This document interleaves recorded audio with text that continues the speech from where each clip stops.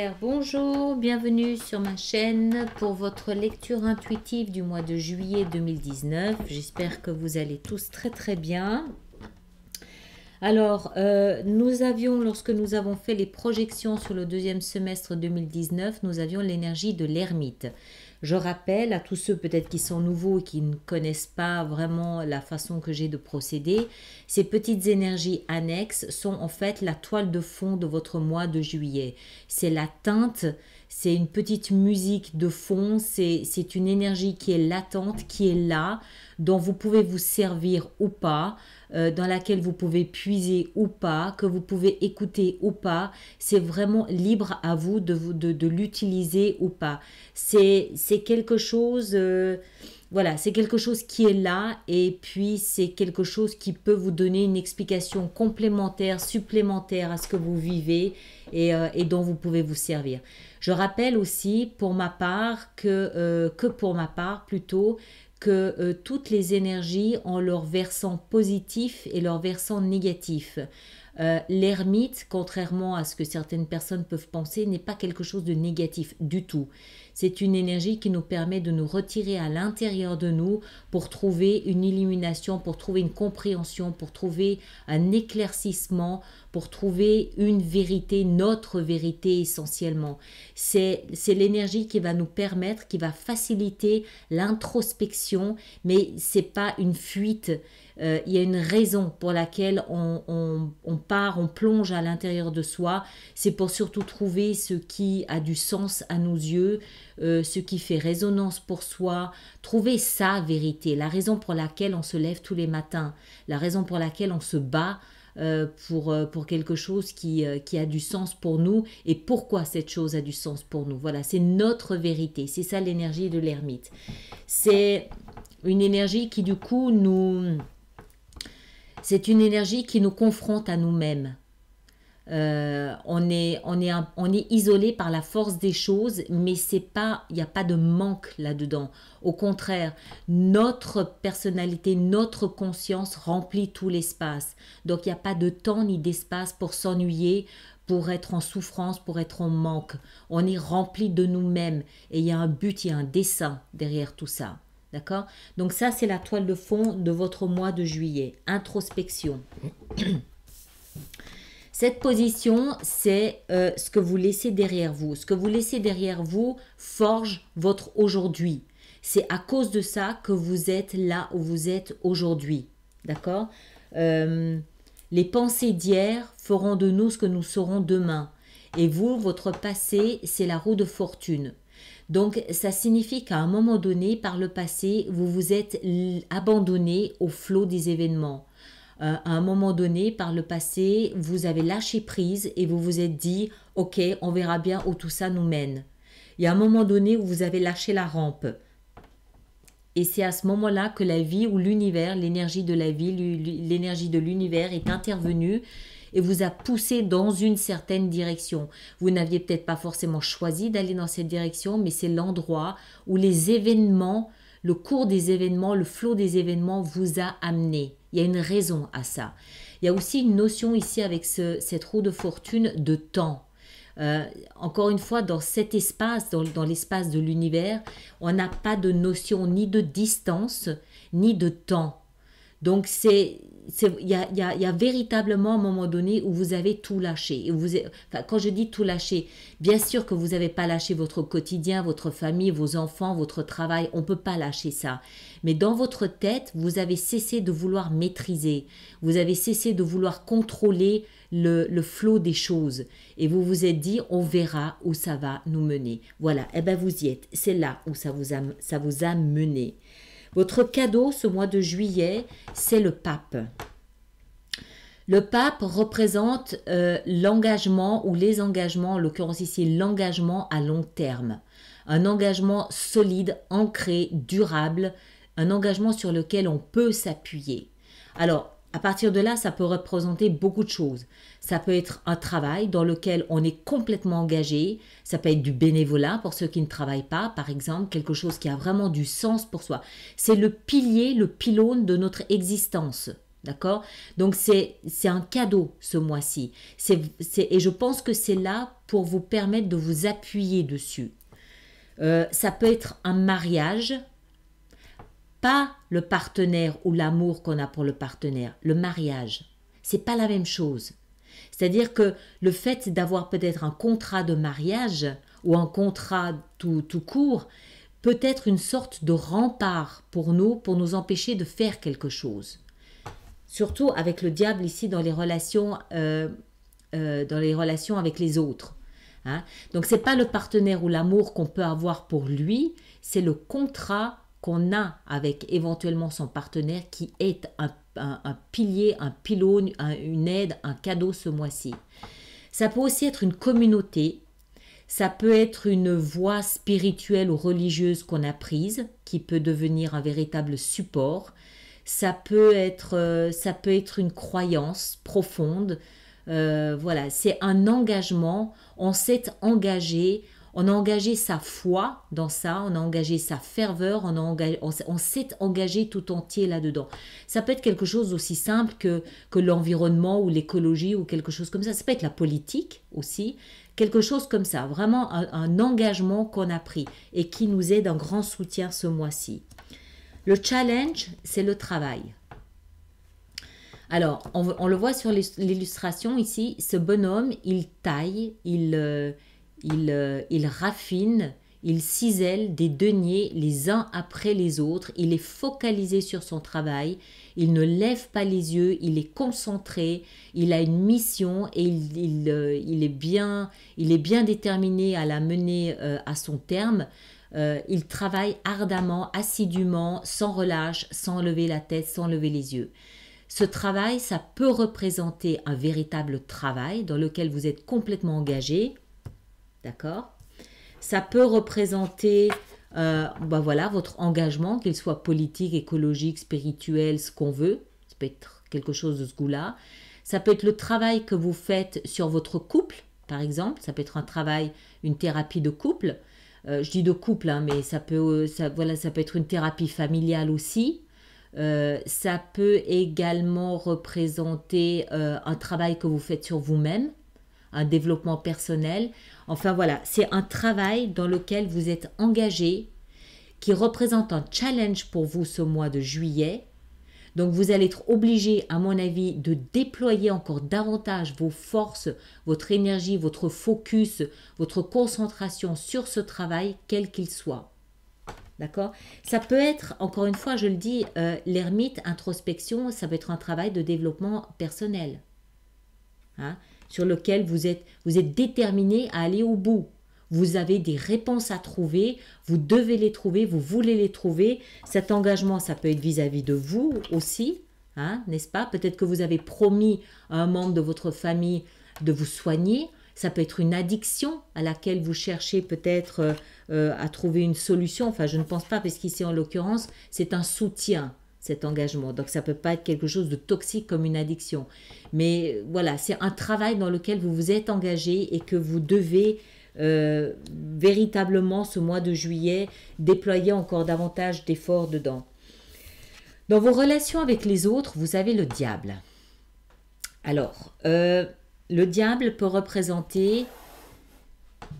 Alors, je vous le disais en début de lecture, il y a la face positive et la face négative de chacune de ces énergies. Dans sa face négative, le diable, c'est évidemment une perte de liberté. C'est une addiction à quelqu'un, c'est une soumission à une relation, c'est une perte de son pouvoir, une perte de liberté. C'est une relation toxique, c'est une relation sexuelle, charnelle, d'où ici peut-être le contrat de mariage qui peut être un rempart. Voilà, ça c'est la face négative du diable. Sa face positive, c'est qu'il nous donne un caractère volontaire. Il y a une notion d'obsession avec le diable. Donc si on est engagé ici dans un travail thérapeutique, un travail sur soi, un travail sur son couple ou un travail tout court, il y a une notion d'obsession. On est obsédé à améliorer quelque chose qui a véritablement un rapport avec l'autre. ou avec les autres, ça peut être les collègues, ça peut être les amis, ça peut être la famille. On est obsédé à apporter à amener un travail d'une manière ou d'une autre, à travailler sur une relation avec quelqu'un ou avec les autres. On va en rajouter une parce que je peux comprendre que ça laisse un petit peu pantois, n'est-ce pas? Alors, qu'est-ce qu'on peut mettre avec ce diable pour arriver à un peu mieux comprendre le message de ce mois de juillet? La reine d'épée. Alors, la reine d'épée, elle nous parle de discernement. Moi, j'ai l'impression, je n'ai pas le sentiment que ce soit quelque chose de toxique. Il n'est pas impossible que ce soit quelque chose de lourd, de pesant, mais avec le caractère obsessionnel du diable qui vous oblige à essayer de comprendre ce qui se passe. La reine d'épée, c'est une reine qui a la possibilité de voir ce qui est, de voir les choses telles qu'elles sont. On l'appelle la reine veuve ou la reine divorcée parce qu'elle agit avec son mental avant d'engager son cœur.